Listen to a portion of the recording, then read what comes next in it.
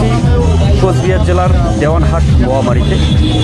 আমরা রয়েছি আলু চাষি ভাইদের সঙ্গে কথা বলার জন্য। তারা এবছরে আলু চাষ করে কতটা লাভবান রয়েছে, হিমঘরের পাশে রয়েছে তারা, হিমঘরে ঢুকাতে তাদের কতটা কষ্ট রয়েছে, কবে আসছে আর আলু হিমঘরের ভিতরে কবে ঢুকাতে পারবে, এ বিষয়ে নিয়ে আমরা তাদের সঙ্গে বিস্তারিত আলোচনা করব। আপনারা সঙ্গেই থাকবেন। জোরদার খবর 742।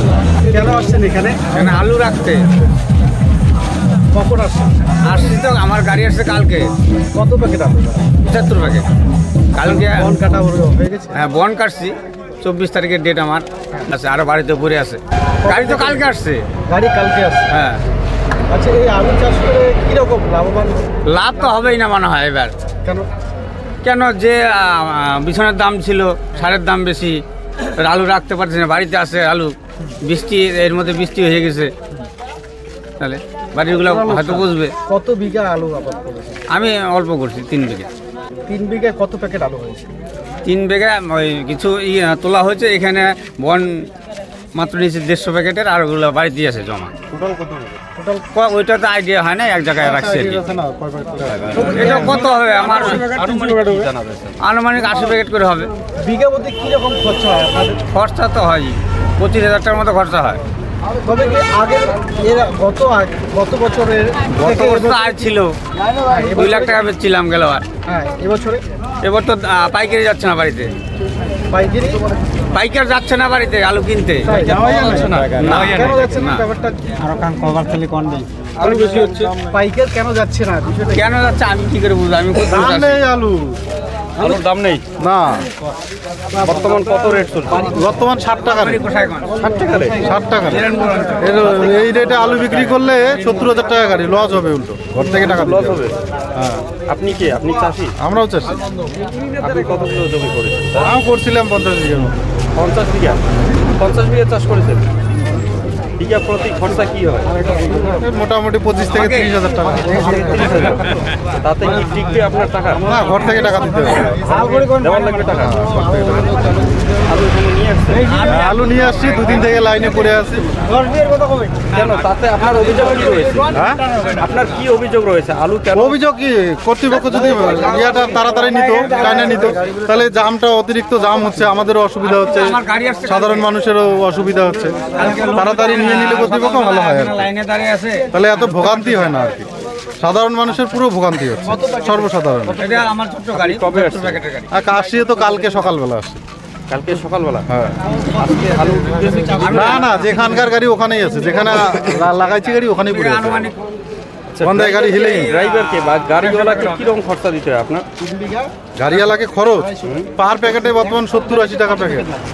পার প্যাকেটে? হ্যাঁ, পার প্যাকেট হিম করে স্টোর রাখার জন্য 70 থেকে 80 টাকা দিতে হয় গাড়ির বাজার প্রতি প্যাকেটে। করে এরা। আচ্ছা, গতবারের থেকে কি এটা হচ্ছে গাড়ি ভাড়াই, স্টোর ভাড়া আলাদা। সরকার তো দাম বাড়লে নামায়, কমলে ওটাকে তোলার ব্যবস্থা নেই। বছরে কি লাভ হবে? লাভ তো মনে হয় যদি দাম বেশি হয় তাহলে ওটাকে নিয়ন্ত্রণ করার মতো ব্যবস্থা আছে, আসলে এখন কিন্তু যদি কমে সেটাকে বাড়ানোর ব্যবস্থা নেই সরকারের। সেটার দিকে সরকারের কোনো দৃষ্টি নেই।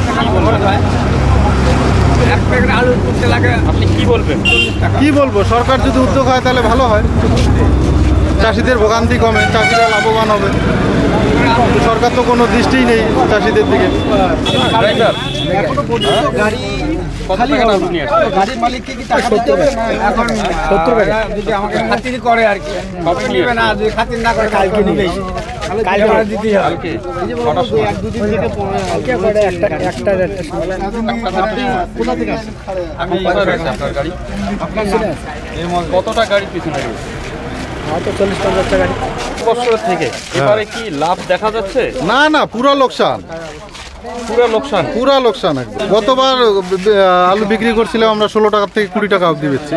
16 থেকে 20 টাকা। হ্যাঁ, আর এবারে মানে সিজনেই বাজার ছিল 12 টাকা 13 টাকা, আর এবার সিজনে বাজার হচ্ছে 60 টাকা, অর্ধেক দাম। অর্ধেক দামে বিক্রি করলে কিভাবে লাভ হবে? এটা তো পুরো লোকসান, খরচের পয়সা উঠবে না চাষির। কি করেন এখানে? এখানে আমি গাড়ি চালাই, ভুটভুটি চালাই। ভুটভুটি চালান? হ্যাঁ, মাল নিয়ে আসছে আলু কত প্যাকেট নিয়ে আসছেন? 70 প্যাকেট। কোথা থেকে নিয়ে আসছেন? নাককাটি থেকে। নাককেটে থেকে। কখন নিয়ে আসছেন? এই সকাল 6টাতে নিয়ে আসছে। আপনার গাড়ি এখনো খালি হয়নি, না এখনো খালি হয়নি। কখন খালি হবে একটু বলবেন? বলতে পারি না, অনেকটা লাইন আছে, কখন যে খালি হবে নিজে বলতে পারি না। আচ্ছা, বন কেটেছেন আলু, হ্যাঁ বন কেটেছি সত্যি। এখনো পর্যন্ত গাড়ি খালি হলো না, তো বিষয়টা হচ্ছে আপনার ভাড়া কি বেড়ে দেবে না ওই রকমই থাকবে? না ওই রকমই থাকবে, বাড়ি দেবে না, মালিক দেবে না। তাহলে প্রতিটা গাড়ি, এই যে হাজার হাজার গাড়ি দাঁড়িয়ে রয়েছে, তো এই বিষয়টা কেমন লাগে না? তাহলে কি হবে? কি করবো, কিছু করার নাই। আচ্ছা, আপনার নাম? রফিকুল, আপনার বাড়ি কোথায়? নাকাটি। আপনি ভাড়া একদিনের জন্য আসছেন তাই তো? হ্যাঁ, এবারে যদি আপনাকে এখানে 3 দিন সময় লেগে যায় তো আপনি কি করবেন? কিছু করার নাই, মাল খালি করে যেতে হবে। মাল খালি করে যাইতে হবে হ্যাঁ। ওই একদিনের ভাড়াতেই? একদিনে ভাড়াতে। কিন্তু আমরা যেটা জানতে পারলাম যে যতদিন থাকবে গাড়ি ততদিন সেটা না ভাড়া দিতে সবাইকে হবে। তো সমান দেয় না, কেউ কেউ দিচ্ছে, কেউ কেউ দিচ্ছে না। কেউ কেউ দিচ্ছে আবার কেউ দিচ্ছে না, কেউ দিচ্ছে না। মানে আপনি পাবেন না সেটা তাই তো? না সেটা আমি বলবো না।